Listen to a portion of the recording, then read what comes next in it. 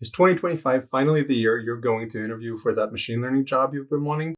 Go for it. But before you do, let me tell you why you're not passing those interviews today, what you need to know, and how you can study effectively so you're not just wasting your time. But before we do, a little bit about myself. I've been in tech for 14 years and I've been a machine learning engineer at Adobe, Twitter, Meta, and some startups. I also coach machine learning engineers through every phase of their career. And the one thing that people don't seem to understand is why the interviews are there in the first place. So let me enlighten you. Imagine you have a colleague who's super smart and always goes into the minute details of the math behind the neural network you're working on. That's great, but you still need to ship. On the other hand, you might have a colleague who slaps things together, ships them really fast, and then they break right away. That's not good either. So the companies have designed a set of challenges, puzzles, hoops you need to jump through in order to get to that coveted machine learning engineering spot. These are meant to assess both your technical and non-technical expertise. Just like that first colleague we talked about earlier, even if you're technically a genius, you still might not be able to ship anything. Interviews are about going into the right level of detail in order for me to be comfortable that you are going to do well at this job. And if you're enjoying this, please make sure to like and subscribe. 1 year, I applied to Twitter in the summer. I had a referral and everything seemed to line up just great. The job I was applying to was a perfect fit for my resume. And guess what? I heard nothing. Crickets. Zilch. Until a month later, a recruiter reached out to me, not having seen my application, saying, "By the way, I think you would be a perfect fit for this job." The same job I applied for. I interviewed for it and got it. I talked to the recruiter after, and she said that things like this happen all the time. The process is not perfect. Sometimes, even the best efforts that you put forth do not result in an offer. Don't despair. You don't know a lot of things that go on behind the closed doors. However, there are definitely things you can do in order to make this numbers game work in your favor. You also need to understand the fundamental difference in hiring between companies like Google and Meta and basically everybody else. Google and Meta hire a pool of candidates, and then they find jobs, the team matching phase, for those candidates throughout the company. As long as you're a good engineer, as long as you can jump through those hoops and do all the challenging things you're asked to do at the interview, you should be able to get a job. However, in most companies, that is not how things work. There is one position and you're looking for one person to fill it. Now, I may be the super genius that I am, but if I'm up against Jeff Hinton for a job, I don't think I'm going to get it, though it would be a significant downgrade for Jeff. Maybe you simply don't understand what the interviewer is asking for. You'd be surprised with how often this happens. For example, in machine learning system design, I'm not actually asking you to go on every single side quest and address every problem that's even remotely related to what I asked. No, I'm asking you to solve the system that I asked you about. Likewise, in behavioral interviews, when I was a hiring manager at a Series B startup, I would often see candidates who come in and answer the question with, "Well, hypothetically, this would be a great way to do it." In the hiring manager behavioral round, I don't care what you think is a good idea. I want to see what you actually did in a situation just like this. And if you didn't have situations like this, maybe you're not quite at the right level yet. Yet, candidates would sometimes come in with too clean of a story of what they did. And guess what? If the story that you're telling me is really close to what I know you would tell me about the perfect solution, maybe that's what it is. Sometimes a slightly messier story can land a lot better.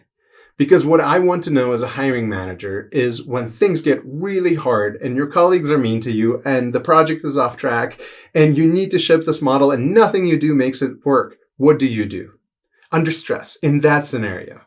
Not in an interview where you can comfortably tell me what you think the hypothetical right solution is. In order to understand what the interviewer is asking for, let me tell you about 5 types of ML interview. There are many, many rounds and they go by many, many different names, but fundamentally they all boil down to these 5 things. 1, data structures and algorithms. You know it, you love it.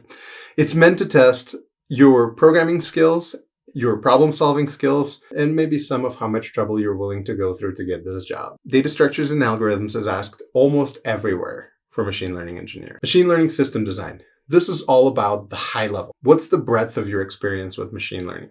How do various pieces play together in order to form one coherent system?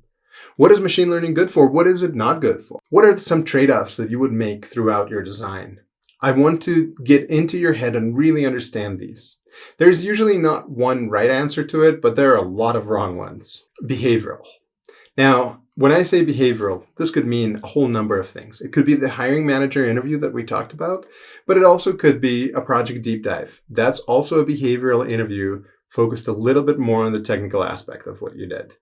Or if you were a people manager, it can be people management. For all three of those and many, many more, what the interviewer wants to know is how you reacted in a situation that's similar to something you might experience in this job. Not how you think you should have reacted, but how you reacted. Bonus points if you can tell them what you learned. This is all about matching your history to what the job requires of you. And actually, sometimes I have failed people in this interview, not because I did not think they were terrific, but because I knew that the environment that they would be coming into in the company that they know nothing about yet would not be conducive for them to perform at their best. ML fundamentals. This round, I don't really like. It's basically a college test, and it asks you for various nuances within machine learning. This is sort of meant to assess your depth, whereas the machine learning system design was meant to assess your breadth. This is much more common in smaller companies and is becoming much more rare in the big ones. I think that's because people are wising up to the fact that you get no real signal from this round. Machine learning coding interview. This one is growing, and I'm seeing it in more and more places.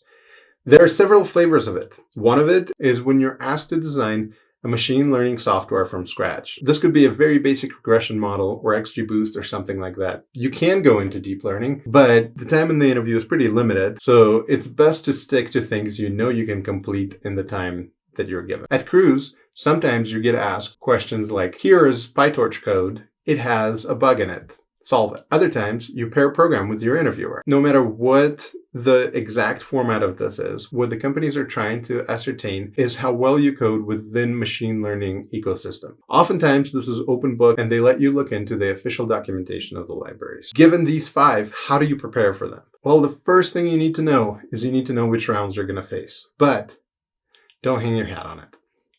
I once interviewed at a FANG company where the recruiter was terrific and told me all the rounds I should expect. So I showed up to my API design round, and the interviewer asked me ML fundamentals questions. Nothing about APIs at all. I was ready to talk about naming conventions and low-level system design, but no.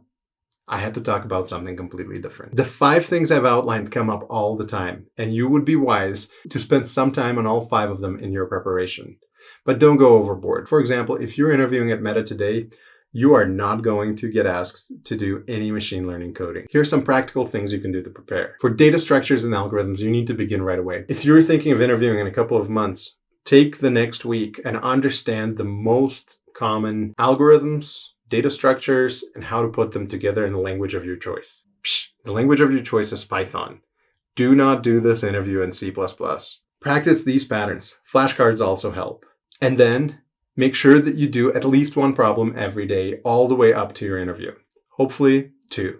If you look at a problem on a site like LeetCode and you do not know what to do about it, go ahead and look at a solution and then write down that problem to review it in a couple of days. Do not spend your time staring mindlessly at a problem where you do not know where to start. For a ML fundamentals round, like I said, this was college. What did you do? Did you learn more from lectures or a book? Whatever it is that you learned from best, that's what you need to do here. Get ready for a college exam. For a ML coding round, I highly recommend going through a tutorial using sklearn and also a tutorial using PyTorch. Understand what everything is, and when you run through those, please make sure that you know where the corresponding parts are in the documentation.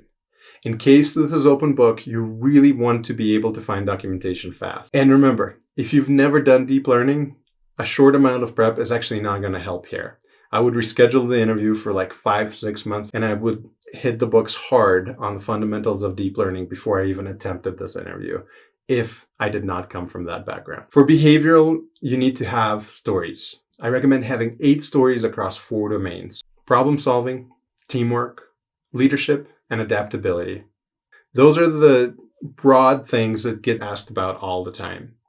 Having 8 stories, many of which can cover multiple of those domains, is probably going to be enough. Practice them as stories. Make sure that they have the beginning, what was the problem? The middle, how did you solve it? And the end, what was the result? And make sure that your story is somewhat engaging. Don't say, I fixed that server or whatever. Say, the company was losing millions because they didn't have this, and I solved it. This shows a lot more impact and brings your interviewer along with you on the ride. And finally, ML system design. The best advice I can give you is to go watch this video of how I tackle an actual ML system design problem.